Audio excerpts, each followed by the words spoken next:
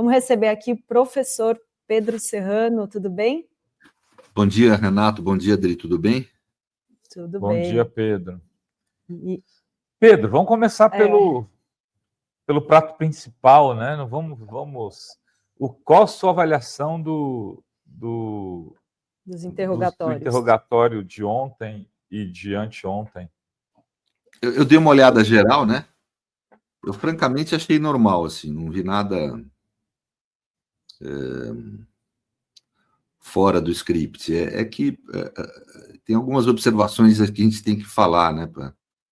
Por isso que eu questiono essa ideia de que filmar dá transparência. As pessoas não têm o contexto da linguagem que está ali sendo falado para entender o que está acontecendo, né?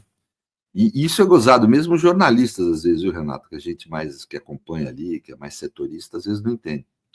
O que houve, há uma imensa diferença jurídica entre uma testemunha que faz prova no processo e que cumpre um dever de cidadania, de informar fatos. Se mentir, vai ser processada criminalmente, que não pode mentir, e que está lá não para dar opinião, como fez outro dia o ex-ministro, né, aquele Aldo... Bem, vocês sabem que eu estou falando. Aldo Rebelo, que está lá para informar fatos para a justiça como um dever de cidadania. Bom, isso é uma coisa. O que a gente viu antes de ontem foram depoimentos de réus. O único depoimento ali que tem que manter uma certa coerência fática é o do delator, que foi o primeiro a depor, que é o Cid. Todos os outros fizeram depoimentos que são peças de defesa. O depoimento é uma função de defesa. O depoente não tem obrigação de dizer a verdade, né? Então, inclusive, ele não é obrigado a responder por questões, né?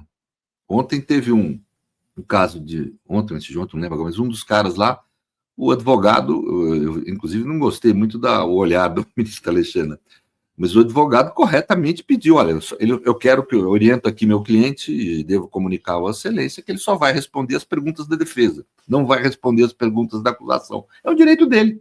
Ele não é obrigado a responder pergunta nenhuma. Ele não está obrigado a responder e não está obrigado a dizer a verdade. Então, essa coisa de filmar acaba virando mais espetáculo do que algo que vá contribuir alguma coisa para qualquer tipo de debate. Então, ali, na realidade, assim, foram atos de defesa, é assim que tem que ser interpretado.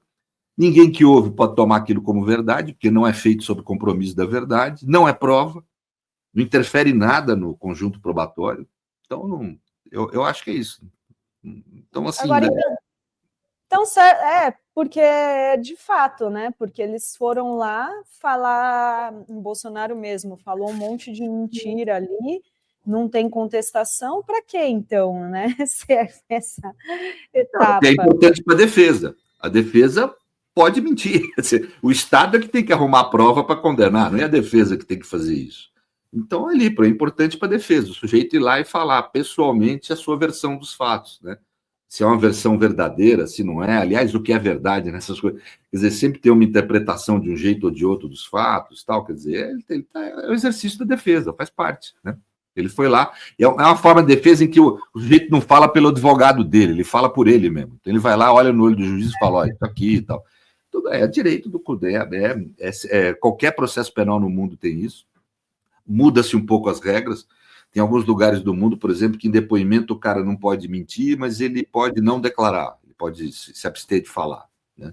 Tem lugares do mundo que pode mentir, pode não falar, que é meio que no Brasil. Então, é meio isso. Mas, assim, francamente, eu acho que tem menos importância esses depoimentos do que o que a gente imagina, sabe? E agora, então, qual que é como que vai se dar daqui para frente? Vai ter o recesso em julho, depois a gente vai ter a sustentação oral dos advogados, é isso?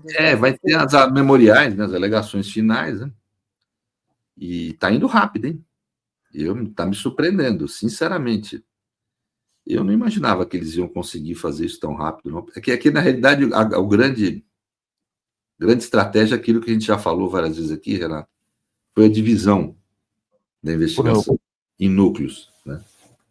Então, isso possibilitou que esse núcleo, vamos dizer, ali, de lideranças centralizado esteja tendo um andamento mais rápido. E foi uma adesão correta. Eu defendi isso na época, você lembra? Eu falei, não botar todo mundo junto aqui vai enrolar muito, né? Mas, por enquanto, está indo rápido, muita eficiência e sem nenhum tipo, no meu ponto de vista, né, nenhuma queixa da defesa que seja consistente o suficiente para questionar a legitimidade do processo. Até agora, para mim, o processo está absolutamente legítimo. Óbvio, tem discussões sobre validade disso ou daquilo, né? Isso faz parte de qualquer processo penal. E vamos ver o que dá, né?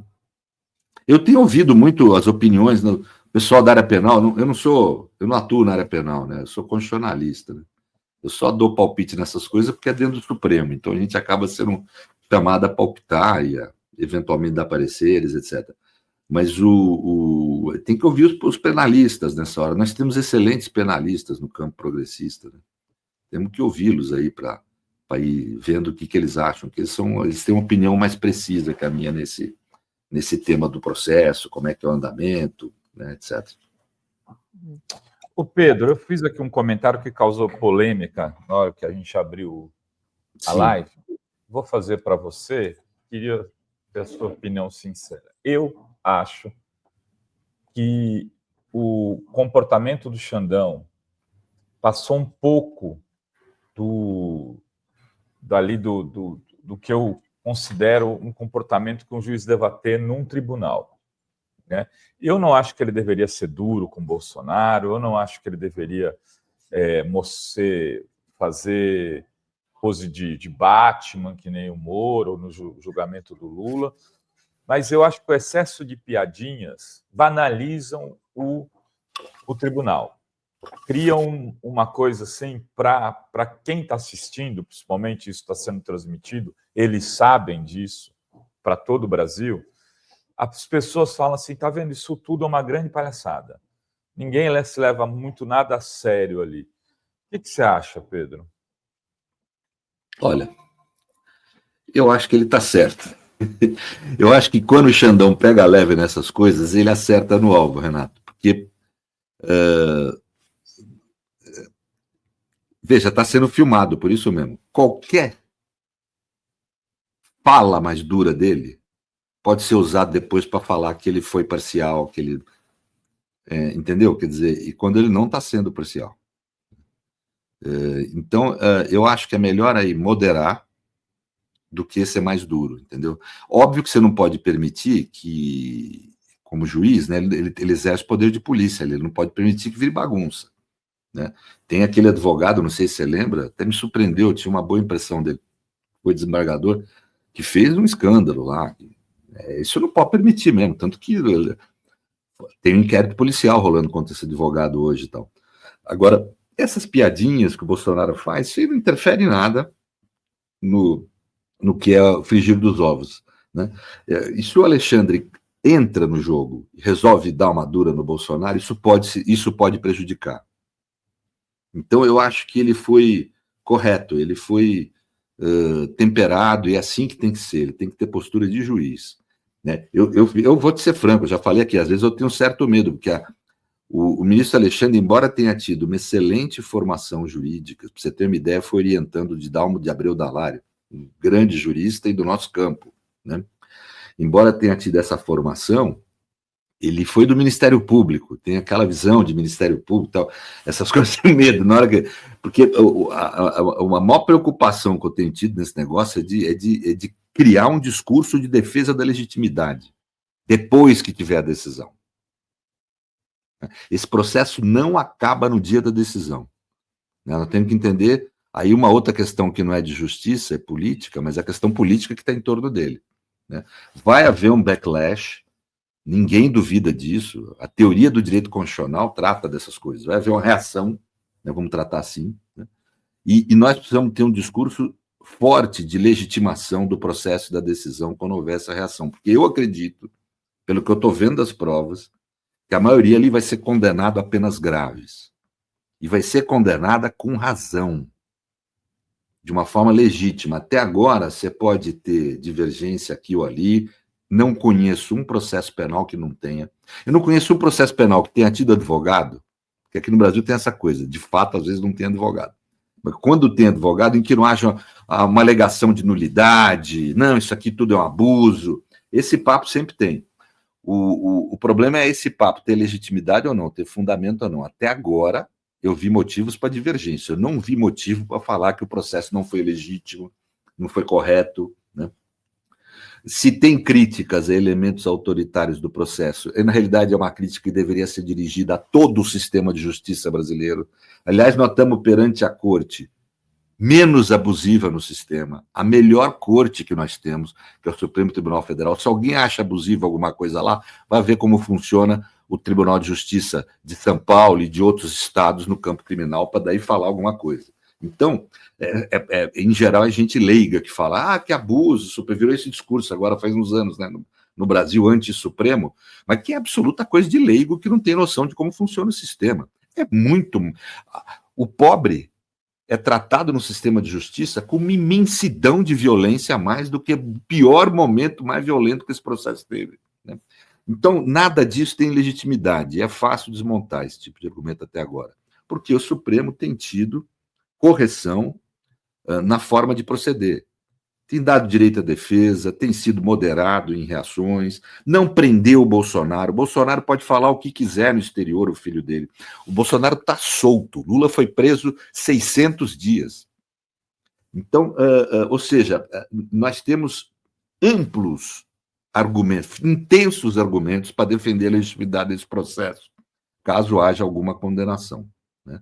E a minha preocupação é que continue assim, que nós tenhamos... É preferível pecar por ser menos duro, é preferível pecar. Por exemplo, quantas vezes eu vim aqui, tive atitudes, as pessoas ficaram chateadas comigo aqui, porque eu falava, não pode prender preventivamente, não pode ter abuso, porque isso ia ser usado contra nós, né? Quer dizer, isso...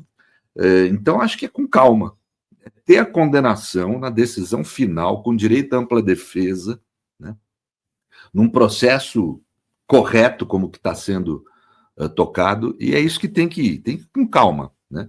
Agora, eu vou te dizer, a minha impressão, depois de passar esse período de instrução, né, como advogado, a impressão que me deu é que há farta prova para condenar todas as lideranças desse processo, e condenar penas graves, né? Eu estou falando de cadeia, eu não estou falando de tornozeleira, por exemplo. As lideranças, pelo menos, cadeia mesmo. Aí pode ser que o Bolsonaro consiga uma domiciliar pela idade, pelas... Aí é outra questão. A condenação é para cadeia. Eu não estou defendendo que eu não quero, não gosto de sofrimento humano, eu não acredito em cadeia, né? Estou falando da pena. A sociedade brasileira, as instituições democráticas dizendo, nós não aceitamos esse tipo de prática de violência extremista contra a democracia brasileira. É deixar para a história isso, para o nosso neto saber. E quem faz isso é bandido. Gente que é condenada pela justiça criminal a penas graves. Depois se vai cumprir ou não, se o Lula resolver dar um indulto, isso é problema de cara, isso é outro problema. Mas a posição da justiça brasileira tem que ser clara, né? Observamos o devido processo, foram produzidas provas de forma absolutamente legítima, né? Independente de qualquer delação, inclusive. O ministro Alexandre tem tomado, não sei se você tem visto, Renato, esse cuidado. Quando ele constrói o discurso dele, ele não mexe com a delação do Cid.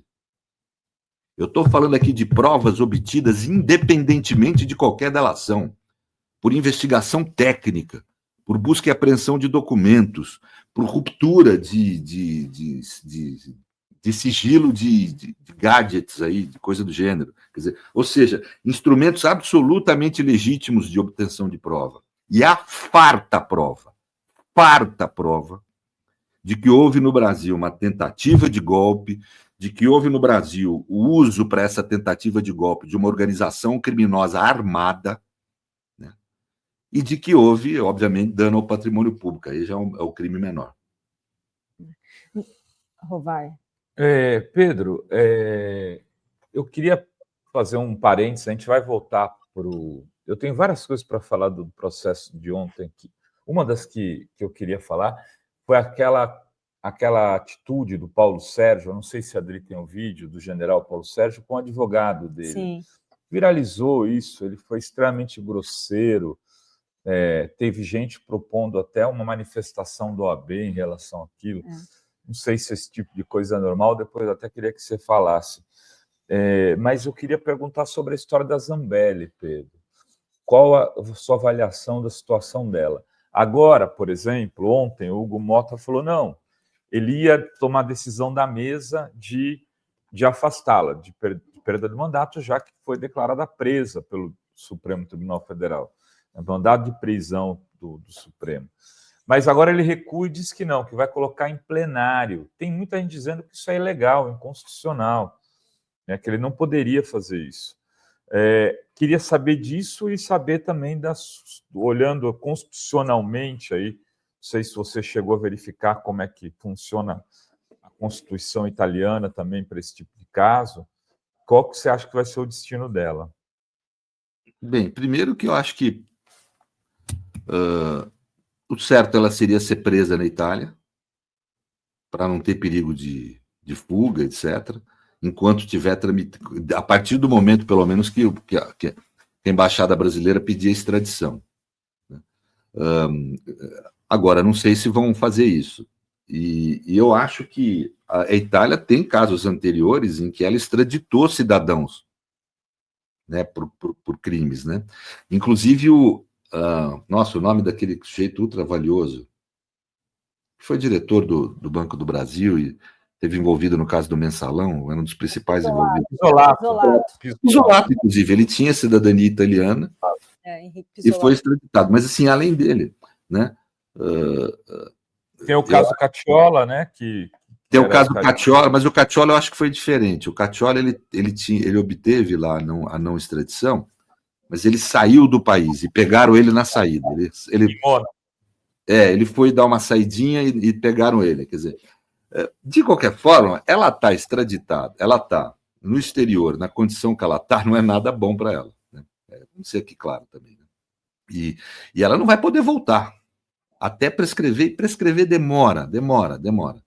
Então, assim, ela vai ser condenada. Quando ela for condenada, ela perde o mandato, para mim, independentemente da decisão da Câmara. A Câmara não precisa autorizar. A Câmara precisa autorizar uma prisão preventiva. A Câmara não precisa autorizar, não deve participar, nem se entra em cogitação, quando a pessoa é condenada à perda do mandato por decisão terminativa, por decisão final do processo. Né? Ela vai ser condenada, o recurso que ela entrou é uma tentativa, só está adiando um pouco o trânsito em julgado, vai transitar em julgado, ela está condenada a mais de 8 anos de prisão, isso significa que é cadeia, e está condenada à perda do mandato. Então, isso que o Hugo Mota está fazendo é, quando muito, vai adiar um pouco a questão, mas, na realidade, ela vai perder esse mandato, né? Enquanto ela estiver lá, porque ela não pode voltar. Se voltar, tem ordem de prisão. Então, ela está numa situação que está difícil para ela, entendeu? Então, eu acho que, na realidade, com toda esse furor aí, esse troço cheio de som e de fúria, a realidade é que ela vai ter que ficar lá na Itália, e certamente, antes dessa questão ser dirimida, vai haver o trânsito em julgado e ela já vai ter perdido o mandato. Eu queria perguntar sobre uma das questões que o Fux fez para o Cid, que está sendo, inclusive, compartilhado esse trecho entre os bolsonaristas, porque como se isso mudasse, eu queria até perguntar se mudou alguma coisa ou não, que ele pergunta se a minuta foi assinada ou não. E aí o Cid fala que não, que a minuta não foi assinada. E aí eles estão se falando, não, mas não houve golpe, a minuta não foi assinada, não assinei o decreto. Que isso altera alguma coisa? E também, depois, queria que você comentasse o papel do Fux, que foi o único que esteve em todos os interrogatórios. Por enquanto, ele está lá, não dá para adivinhar, né? Ele se reservou o direito de apreciar a questão da delação do Cid para o final do processo. Isso é correto, é o que todo mundo tem que fazer, mas também isso não significa nada que prejudique as provas do processo, quer dizer, quanto a um benefício do Cid, se ele vai ter ou não um benefício extraído dessa delação. Isso, quando muito, pode prejudicar a pessoa do Cid, se ele não aceitar como legítima a delação. E é no fim do processo que os juízes devem se manifestar mesmo. A lei é clara, quer dizer, o sujeito faz a delação, isso é uma oferta que ele faz para a justiça. E ele, sujeito, traz provas e caminhos de prova. Se no final do processo os juízes verem que, essa delação aqui foi feita, mas não trouxe prova nenhuma, então tem que tirar os benefícios da delação. E é no final do processo mesmo que se manifesta sobre isso o juiz. É que na Lava Jato virou aquela bagunça de você sentar e fazer uma confissão de vida, e o cara já tem os benefícios dados desde o começo, tudo para poder pegar o PT e o Lula, né, que era feito assim. Então, isso criou uma ideia na cabeça das pessoas que não é o que a lei determina. A lei determina isso que o Fux falou mesmo. Né? Então, não está errado também, não. Né? Vamos aguardar. Né? Vamos aguardar. E a assinatura ou não da minuta? Do golpe? Muda alguma coisa? Não, isso aí não. Veja, se tivesse sido assinado e não tivesse publicado, sob o ponto de vista técnico-jurídico, como ato político, não existe. Né? Então, pouco interessa a assinatura. Ela é usada hoje como um indício, um dos indícios, vamos falar claramente, não é só. É que as coisas às vezes assumem na mídia uma importância maior do que tem no processo. É um dos indícios, um dos elementos de prova que você tem que Bolsonaro tentou um golpe. Então, você tem. A minuta não é muito relevante que ela tenha sido assinada ou não. É relevante que tenha circulado, que ele sabia, que ele estimulou a produção daquela minuta. Né? E isso tem ali, que ele dialogou sobre ela com chefes, com comandantes, isso para mim é importantíssimo, com comandantes das Forças Armadas, que é quem tem o uso da força, que poderia dar um golpe, né? Então, tudo isso, para mim, é um conjunto, não é só a minuta isolada, né? É um conjunto de fatos e de depoimentos. Foi comandante das Forças Armadas lá, então comandante, dizer que ele veio discutir a minuta assim com eles. Né? Então, tudo isso faz um conjunto probatório, na meu ver. Ele chama de um monte de considerandos. Considerando que. Não, mas isso, veja, ele está se defendendo. Você vai querer o quê? Que ele chegue lá e fale, não, queria dar golpe mesmo, aliás, eu queria matar a Vossa Excelência. Ele não vai falar isso, né? Ele não vai falar. Tá, Pedro. Talvez não precisasse falar isso, mas eu senti, assim, eu vou fazer um Fala Rovai falando sobre isso, tem uma decepção do eleitorado dele com a postura que ele assumiu. Né? Quando o Chávez foi preso lá no Caracaço, que ele foi para defender os manifestantes com um grupo de militares, ele dá uma entrevista, ele vai preso, dá uma entrevista e reafirma todos os compromissos dele e diz que estava assim no movimento em defesa da população da Venezuela. Estou dando um exemplo. Depois ele se torna presidente da República, se elege diversas vezes lá, sofre golpe, etc., mas foi um dos maiores líderes populares da Venezuela dos últimos tempos. Ele enfrentou, né, corajosamente o processo que lhe foi colocado ali. O Bolsonaro está assumindo uma posição, ele só faltou chamar o Xandão de meu amor ontem. Né? Faltou pouco. Chamou o Xandão para vice. Quer dizer, imagine para aquele cara que ficou 60 dias tomando chuva na frente do quartel, né, que ficou ali organizando grupos para ir para matar o Xandão, porque eles queriam matar o Xandão. Ver o líder máximo deles fazendo esse tipo de coisa. Acho que tem uma estratégia jurídica por trás disso, não tenho dúvida. Não, né? Tem, mas deixa eu te dizer uma coisa também. Tem uma estratégia jurídica que eu acho que ele está bem orientado. Ele tem dois grandes advogados, criminalistas, especialistas no tema, e que, obviamente, orientaram ele a ter essa postura mais moderada. Então, certamente, é a orientação correta que os advogados de defesa deram para ele, correta no sentido da lógica de defesa. Uma outra coisa é a postura afetiva desse novo fascismo. A postura afetiva desses caras é a postura do cara que faz bullying. O cara que faz bullying, eu lembro quando era menino, e todo mundo sofreu um pouco disso, né? O cara que faz bullying é sempre um covarde. Eu não vejo nunca, não consigo ver em Bolsonaro, por exemplo, o caráter de um Lula. que se submete à decisão da justiça, se entrega para ser preso e fica preso na maior dignidade, alegando corretamente que era uma fraude, uma persecução política que estavam fazendo com ele, mas ele encarou a bronca e saiu pela porta da frente, concorreu a presidente, ganhou a eleição, deu uma lição para a história. Eu me lembro muito da figura de Sócrates. Sócrates toma cicuta. Por quê? Porque acreditava que era culpado? Não. Porque legitimava a polis. Achava mais importante do que ele é a existência dessas instituições. Lula achou que mais importante que a sua liberdade pessoal, mesmo no processo fraudulento, era tentar salvar a democracia brasileira. E ele salvou. Pelo menos até agora. Né? Bolsonaro, eu não vejo esse caráter nele. É essencialmente um covarde. Né? É um sujeito que que é o cara do bullying, na hora que você enfrenta o cara do bullying, ele se amedronta. Né? Ele é feito para subjugar o fraco. Essa gente é feita para fazer humor contra fraco, para dar risada de fraco, gente que está enfraquecida no processo social. Né? Não encara gente que olha no olho deles. Né? São covardes, por isso que são tão totalitários, por isso são tão perversos, tão desumanos. Eu não conheço uma pessoa que tem o mínimo de coragem que tem essa perversão. Né? Eu vejo gente muito metida a um discurso viril, na direita e na esquerda, na internet, porque está na internet. Não está se expondo. Né? Por exemplo. Também eu não vejo nesses caras nenhum tipo de caráter nesse sentido. Então, eu não me surpreende nada. O Bolsonaro é isso, é um sujeito que... Você lembra daquele Daniel lá, aquele deputado? Pô, era metido a macho pra cacete, falava tal. Veio chorar que nem uma criança. Ai, desculpa.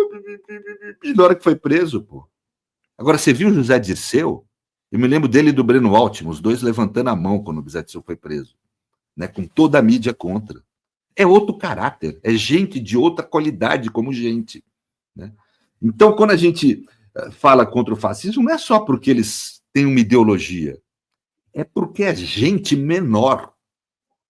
São seres humanos menor como humanidade. Então, eu não esperaria outra coisa dele. Agora, é evidente que tem ativistas, eu não tenho essa esperança sua, Renato. Porque, para mim, por que alguém vira ativista do bolsonarismo? Porque quer virar um pequeno tiranete. Porque quer ser um pequeno praticante de bullying contra seus filhos, contra sua mulher, seus amigos, no ambiente que está inserido. Para mim, não é gente que muda muito o caráter, entendeu? Então, é gente que não vai se importar com isso em relação ao Bolsonaro. Não é gente que está preocupada com valores, vamos dizer, morais, ou com valores, com predicados humanos, né? Aristóteles falava, a coragem é a grande qualidade da política. Né? Não está preocupado com isso. Né? É gente que quer um tirano no poder para poder ser um pequeno tirano nas suas relações pessoais. Então, eu não espero muita coisa do Bolsonaro, mas, francamente, também não espero nada de quem o apoia. Não acho que vão deixar de apoiar por ver que o seu líder tem déficits de caráter, porque eles também têm. Aliás, eles apoiam esse líder por conta desses déficits de caráter. Falando aqui, a gente está fazendo corte. Eu estou sugerindo um corte aqui para ser feito pelo pessoal nosso de vídeo, Pedro, que é trechos do depoimento do Lula e trechos do depoimento do Bolsonaro. Mas é isso. E tem também aquela foto ícone da Dilma de cabeça... E veja, o Bolsonaro encarou um juiz extremamente cordial, cordato, delicado.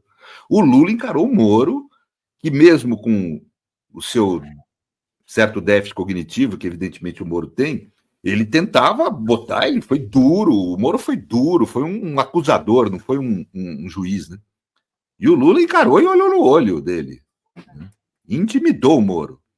O Lula enfrentou quem fazia o bullying contra ele. O Moro não era um juiz, era um cara, um fazedor de bullying também, que acovarda quando alguém encara no olho. Né? E é o que o Lula fez. Então foi um momento histórico aquilo mesmo. Mas mostra a qualidade, é diferente de qualidade de caráter, não é um problema só de política, é caráter, né? E isso... E teve aquela juíza ainda que chegou, se o senhor começar desse jeito comigo, vamos ter problema, que virou até camiseta da Michelle, lembra? Isso, A mulher do claro. ouro. É isso. E vejam, convenhamos... Gabriela Hart. É claro, que encarou ele como acusadora. Aliás, ela que está envolvida nesse problema de administrar 2 bi aí, que, segundo a corregedoria do CNJ, foi administrado de um jeito estranho, né? Mas, de qualquer forma, então a gente vê bem o que é cada um, né? Eu acho que o ministro Alexandre, eu fiquei feliz com ele ontem, porque ele teve a postura, uma grandiosidade, é assim mesmo. Quando você está... O réu, quando ele está depondo, pode ser o sujeito mais importante do planeta. Ele em geral, está sempre num papel mais enfraquecido. E juiz é juiz. Juiz não é acusador, nem delegado de polícia. Ele está lá para poder acolher o réu, deixar o réu falar, porque é um depoimento, é um ato de defesa. O ministro Alexandre foi exatamente isso. Isso vai legitimar, caso o Bolsonaro, eu acredito que vai ser, seja condenado à cadeia. Isso vai legitimar o processo. A gente vai usar cenas disso, vai fazer recorte no futuro, Renato, já que publicaram isso aí, mostrando como o ministro foi cordato, foi razoável, né? E que a condenação, portanto, é absolutamente legítima. Fala, Roberto. Qual a tua expectativa agora, com tudo correndo rápido do jeito que você nem imaginava que pudesse acontecer? Esse julgamento é para esse ano mesmo, né? Eu não sou especialista em processo penal, eu não tenho ideia, pode ser assim, não é minha área, assim, essa coisa. Vocês precisam perguntar isso mais, sei lá, para a turma aí, que são os nossos criminalistas. O Cacai falou no máximo. O Cacai conhece como ninguém o processo criminal no Supremo, é talvez a maior especialidade no Brasil, maior especialista no Brasil. Então ele pode responder com mais precisão. Eu acho que do jeito que está indo, parece que vai terminar. Eu só não sei analisar, e eu vou falar um pouco mais em outra área, que não é a área do direito. Some aqui vamos dizer, o professor de direito e entra o palpiteiro aqui, o cidadão, né?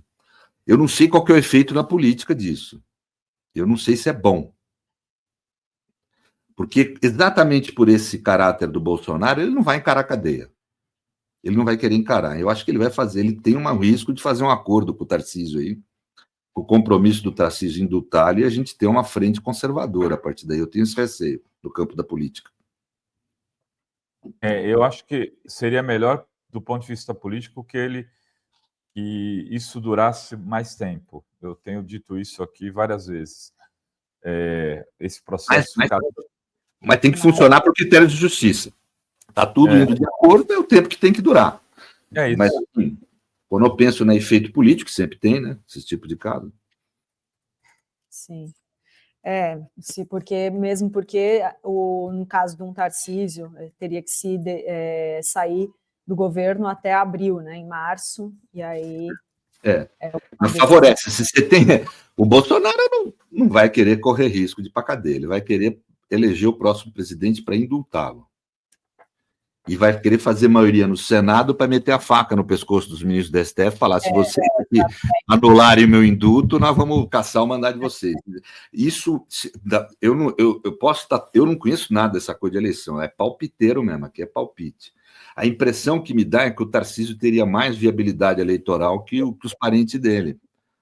Não sei, a impressão que me dá, porque é um cara mais amplo, né, que acaba... Tem uma imagem, é a mesma coisa no fundo, mas tem uma imagem que é mais ao centro, agrada mais setores de centro, teria o apoio da Globo, por exemplo, né? Então, é um adversário com mais chance, é um político, uma liderança com mais chance de ganhar. E eu acho que o Bolsonaro vai passar a priorizar não ir para a cadeia. Então, ele vai... Ele teria esse apoio todo da mídia tradicional, não tenho dúvida nenhuma. Todos fechariam com ele, mas ele precisa ver se ele conseguiria chegar no voto popular que o Bolsonaro tem por empatia. Sabe aquele voto que o cara vota ou no Lula ou no Bolsonaro? Que ele gosta dos dois, inclusive.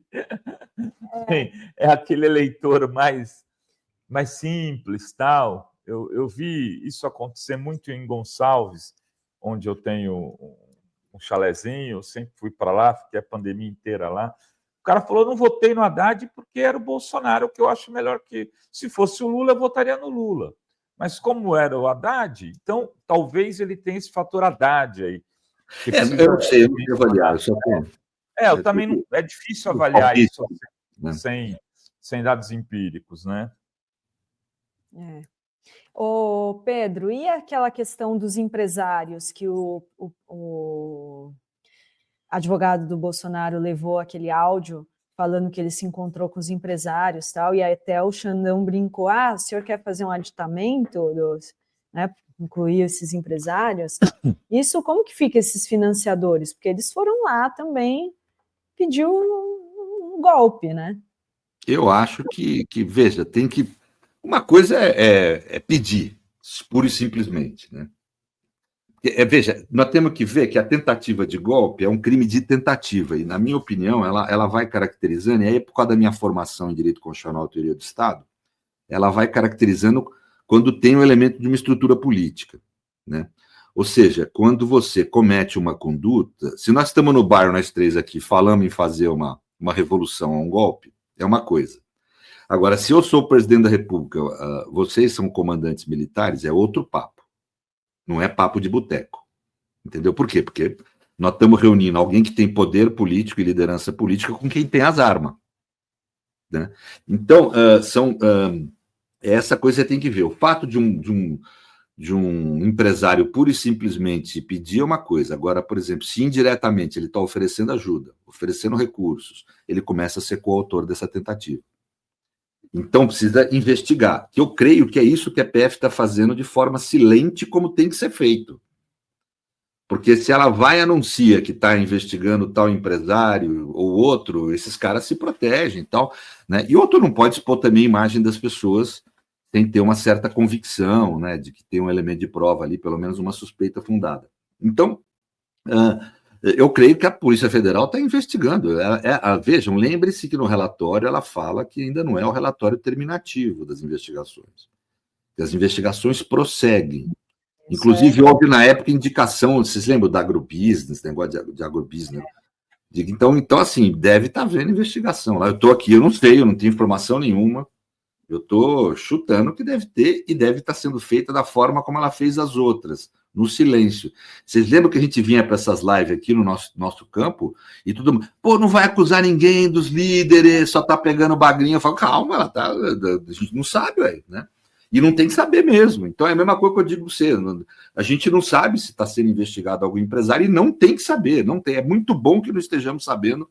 Caso eu sei que é óbvio que a comunidade, os jornalistas, a sociedade tem uma ansiedade em ter informação, mas o Estado não funciona assim. Existem razões de Estado nesse aspecto que levam você a ter sigilo para dar eficácia para a investigação, senão a investigação se torna ineficaz. Né? Deixa eu trazer só algumas perguntas do chat, já libero o professor Pedro Serrano. O Carlos Alberto pergunta, quem foi o general inocente que mandou atacar os outros 2 comandantes e suas famílias por não concordarem com o golpe? Esse foi o Braga Neto. Foi o Braga Neto, que ele nega isso, mas ele não nega, Pedro, até isso eu ia falar com você, que ele mandou, quando o Cid pede para ele o dinheiro para os Kids Pretos fazerem o atentado contra o Alexandre de Moraes, matar o Alexandre de Moraes, ele não nega que ele não deu o dinheiro. Ele fala assim, não, eu pessoalmente não dei. Eu mandei ele falar com o tesoureiro lá do PL. Né? E aí quem deve ter dado esse dinheiro foi o tesoureiro do PL, mas eu não sabia porque era, ele só me pediu o dinheiro. Então, eu resolvi que eu não tinha que fazer a parte da arrecadação. Isso daí pode prejudicar o PL, né? Porque é um partido que financiou o ato terrorista. Nossa, isso aí não tenho dúvida. Aliás, eu acho que tem que ser investigado. Espero que esteja sendo. Né? Não só o PL como legenda, mas quem é esse tesoureiro? Né? A alegação do general, obviamente, é querer dizer que é inocente, como falou um amigo nosso. Quer dizer, eu não sabia por que era. Quer dizer, ele vai lá, recebe um pedido de 100 pau, você quer 100 mil? Fala com fulano ali, tá precisando de algum, né? É óbvio.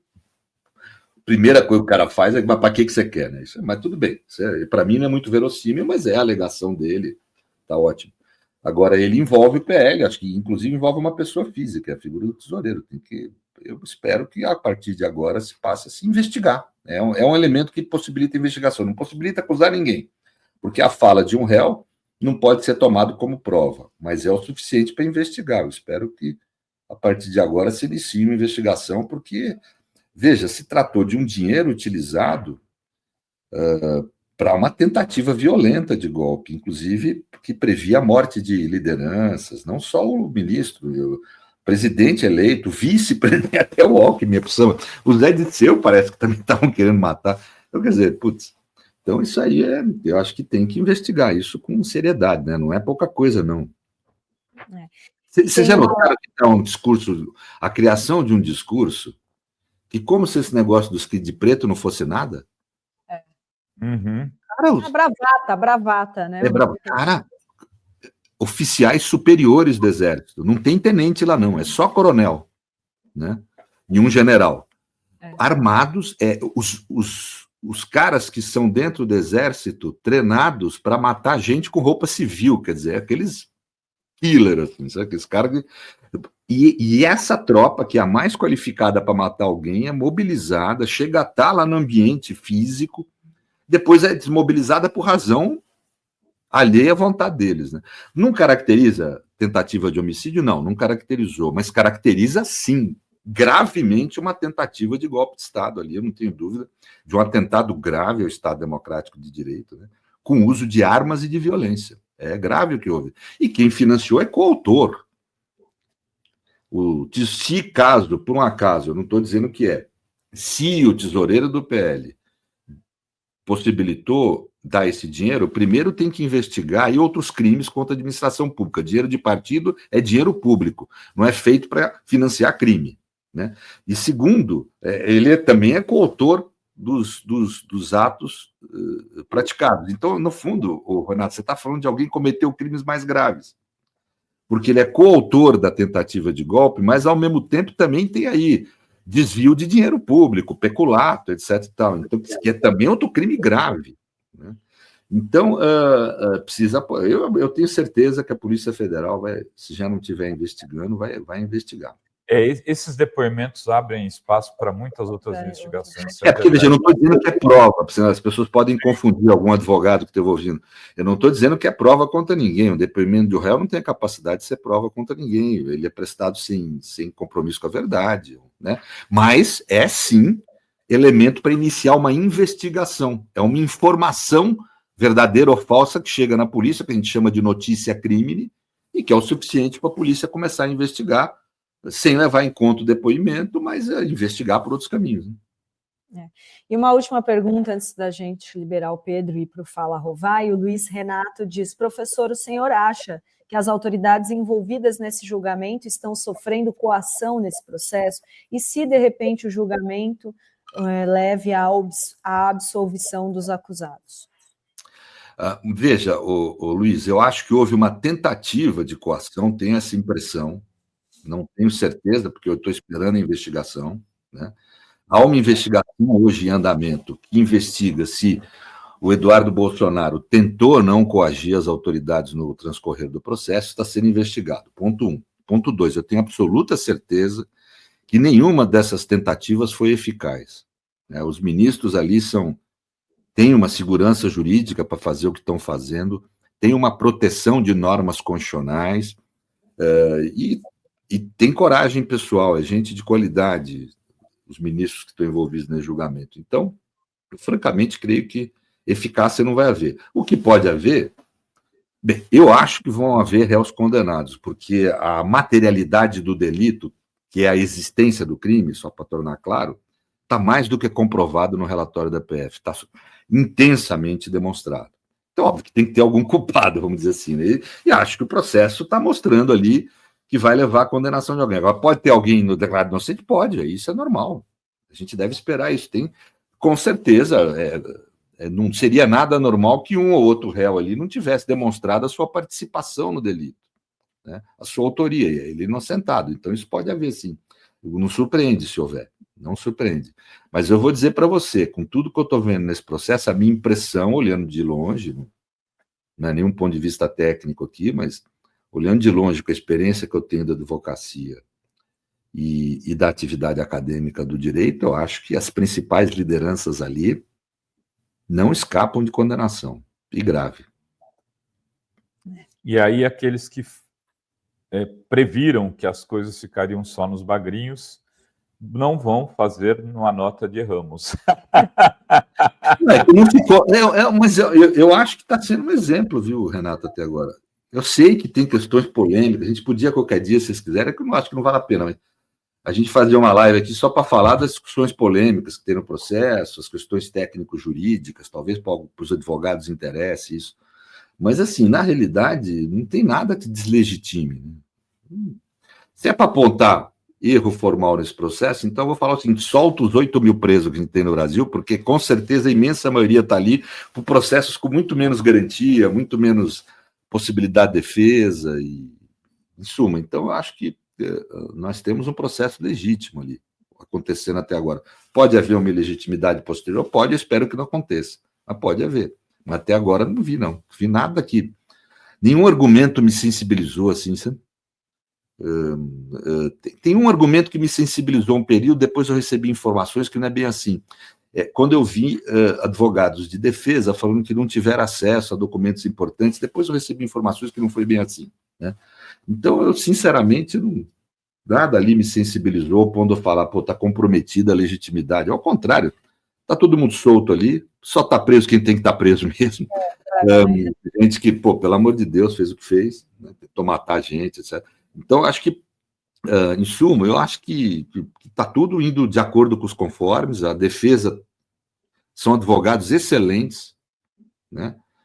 Só que a gente tem que entender o que é defesa. É muito importante que sempre haja uma defesa do réu intensa, atuante, etc., sempre. Só que isso tem um efeito contrário também. Se ele é condenado, a defesa legitima a condenação. Você fala, olha, mesmo com essa defesa brilhante, o fulano foi condenado. Aliás, é para isso que serve a defesa. A defesa ajuda a justiça no sentido de ou inocentar uma pessoa que não deva ser condenado, ou de legitimar a condenação de quem deve ser condenado. Mesmo com essa defesa toda, e boa e excelente, foi condenado de forma legítima. Muito bem, Pedro, muito obrigada. Pedro, brigadão, meu amigo. Obrigado, valeu por tudo, gente. Obrigado. Valeu, um abraço. Tchau, tchau.